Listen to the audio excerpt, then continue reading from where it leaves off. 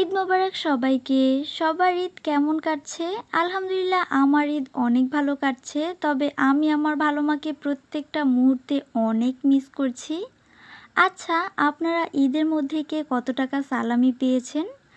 আমি কত টাকা সালামি পেয়েছি, ঈদের দিন কি কি করলাম, কোথায় গেলাম সবকিছু নিয়েই থাকছে আজকের এই ব্লগ। তো চলুন শুরু করা যাক। তো ঈদের আগের দিন মানে চাঁদ রাতের দিনই বড় আপু নারিকেলগুলো আগে থেকে কুড়িয়ে রাখছিল যাতে ঈদের দিন আর এগুলো না করতে হয়। তো ঈদের দিন সকালেই আমি ঘুম থেকে উঠে আগে ডিশগুলো বের করছিলাম, কারণ এগুলোর মধ্যে হচ্ছে সেমাইগুলো বেড়ে রাখবে। তো এক এক করে হচ্ছে বড় আপু সবগুলো সেমাই যা যা আছে সব কিছু রান্না করে নেয়। আর আজকে সব রান্না বড় আপুই করেছে, আমি কিছুই করিনি। আমি জাস্ট ভাবছি যে আজকে যদি বড় আপু আমাদের বাসায় না থাকতো তাহলে এই রান্নাগুলো কে করতো, কারণ আমি কখনো সেমাই রান্নাই করিনি। তো সেই ক্ষেত্রে বলা যায় যে আমি সেমাই রান্নাও করতে পারি না। তো এদিকে হচ্ছে বড় আপু এক এক করে সবগুলো সেমাই রান্না করে নিচ্ছিল। আর এইদিকে আমি মেলাতে পারছি না যে আমি ঈদের দিন সকাল থেকে কি কি কাজ করলাম, কারণ আমার কোনো কাজই আমার চোখে পড়ছে না। রান্নাগুলো তো সব বড় আপুই করলো, আর এই ভিডিও ফুটেজগুলো হচ্ছে প্রথমা নিয়ে রেখেছিল। তাহলে আমি কি কাজ করলাম আমার তো কিছু মনেও পড়ছে না।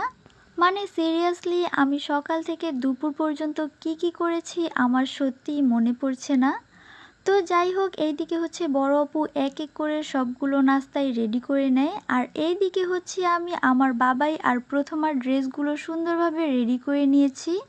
আর এখন হচ্ছে আমার বাবাই যাবে মসজিদে নামাজ পড়তে, তো আমি হচ্ছে আমার বাবাইকে রেডি করে দিচ্ছিলাম। আমার বাবাইকে এখনও পর্যন্ত খাইয়ে দিতে হয়, রেডি করে দিতে হয়, এখনও পর্যন্ত সে বাচ্চাই আছে। তো সবাই কিন্তু মাশাল্লাহ বলতে একেবারেই ভুলবেন না। আমার বাবাই নামাজ পড়তে যাওয়ার পরে এইদিকে আমি সবগুলো রুম সুন্দরভাবে গুছিয়ে নিয়েছি। আর ঈদের দিনের ওয়েদারটা কিন্তু ছিল একেবারে ঠান্ডা ঠান্ডা, আর হালকা হালকা বৃষ্টিও ছিল। যদিও বা এই ওয়েদারটা অনেক ভালো লাগছিল আমার কাছে। বৃষ্টির কারণে গাছগুলো একদম সবুজ হয়ে আছে। তো এসে দেখি বড় আপু আবার নুডলসও রান্না করে ফেলেছে।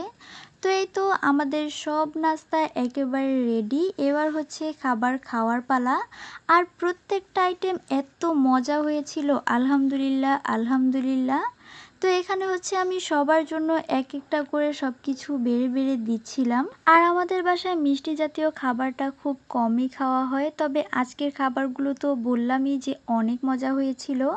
আমি তো আগেই বললাম যে আজকে যদি বড় আপু না থাকতো তাহলে আমি এই সব কখনোই করতে পারতাম না। তো নাস্তা খাওয়া শেষ করে বড় আপু চলে যায় দুপুরের রান্না করতে। প্রতিবার ঈদের আগে আমি বাসায় বলে রাখি যে পোলাও মাংস কিংবা বিরিয়ানি রান্না করতে, কিন্তু এবার প্রথম মনে হয়েছে যে খিচুড়ি আর গরুর মাংস খাবে, তো বড় আপু ওইটাই রান্না করতে চলে যায়। আমার কথার কোনো মূল্যই রইল না, এটার বিচার আপনারাই করুন তো। তো যাই হোক, এরপরে আমরা একটু রেডি হয়েছিলাম, আর এখানে হচ্ছে আমরা সালামি নিয়ে কথা বলছিলাম।